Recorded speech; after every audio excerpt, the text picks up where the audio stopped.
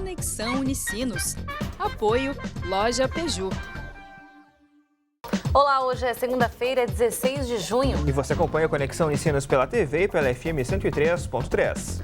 Ontem foi o Dia Mundial de Conscientização da Violência contra a Pessoa Idosa. Por isso, no estúdio, a gente aproveita para falar sobre os direitos dos idosos e as possíveis saídas para que esse problema seja superado. A Copa do Mundo inspira artistas da região. Uma reportagem mostra os preparativos para a exposição Arte 15 na área, que pretende reunir obras que têm o Mundial de Futebol como tema. E você fica ainda por dentro da previsão do tempo para esse início de semana em todo o estado. Eu sou Rodrigo de Oliveira. Eu sou Vanessa Ores. Conexão Unicinos está começando agora. Fique com a gente.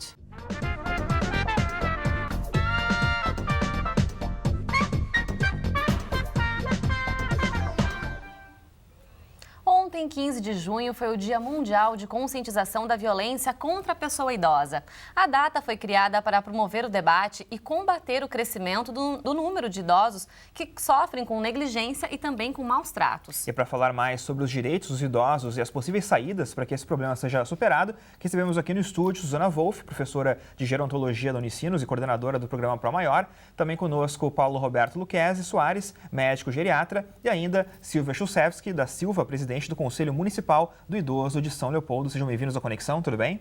Olá, tudo bem? Sejam bem-vindos. Bom, professora Suzana, para a gente começar esse bate-papo, bom, a gente vive num país que tem mais de 20 milhões de pessoas idosas, é um país que está com a expectativa de vida cada vez maior, né? Como é que a gente pode entender essa situação da violência contra essas pessoas?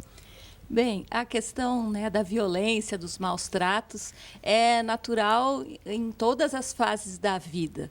O que nos chama a atenção nas pessoas que envelhecem é muitas vezes esse silêncio ou há pouco ainda, ou incipiente abordagem sobre essa realidade.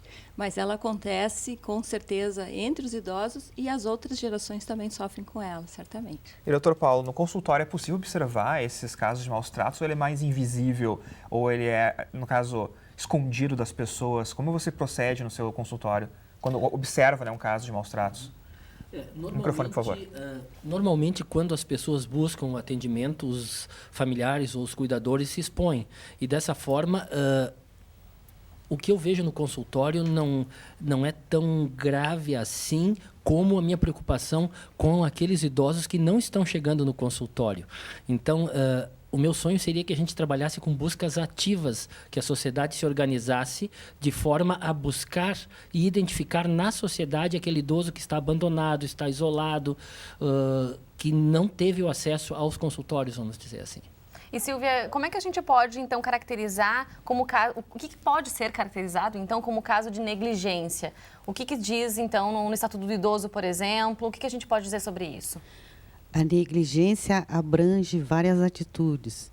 Até que eu considero o mais grave é assim, aquele idoso que está sendo atendido nas suas necessidades básicas de alimentação, higiene, essas coisas assim, mas que não tem um familiar que chega ao seu lado e converse e escute o que ele tem a dizer.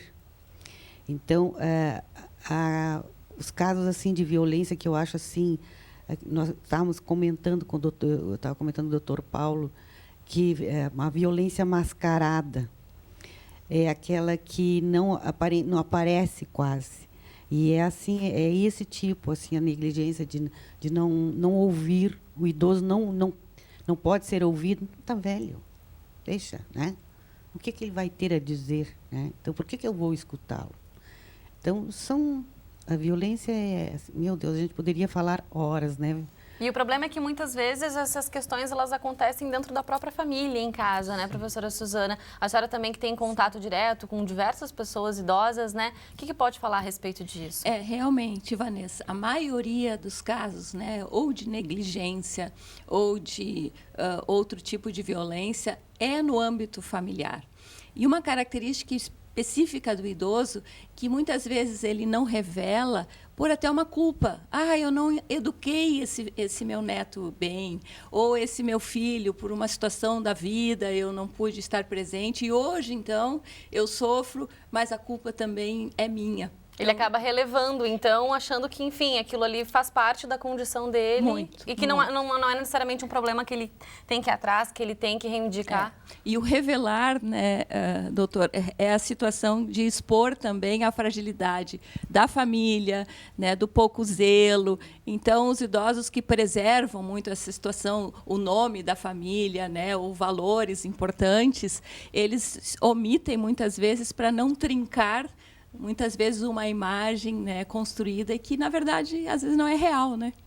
Bom, doutora, e para uma pessoa ser cuidadora, por exemplo, ela precisa ter alguma especialização? O que ela deve fazer? Então, quais são os deveres desse profissional cuidador do idoso? Bom, o que acontece no Brasil é que a maior parte das vezes nós temos cuidadores que não têm nenhum tipo de formação. E muitas vezes com boas intenções, mas sem técnicas adequadas e acabam se tornando estressados e até doentes, num certo sentido, por não saber lidar com as situações. Mas o que a gente tem visto, algumas atitudes isoladas da sociedade trazendo cursos de capacitação no nível de prefeituras municipais. Agora mesmo nós estamos participando de uma formação de agentes de saúde aqui no município de São Leopoldo, no sentido de treinar, de capacitar esses agentes de saúde para identificar essas questões nas casas. Aí vem aquilo que eu falei antes, a busca ativa. Ou seja, aquele paciente ou aquele idoso que não chega no consultório.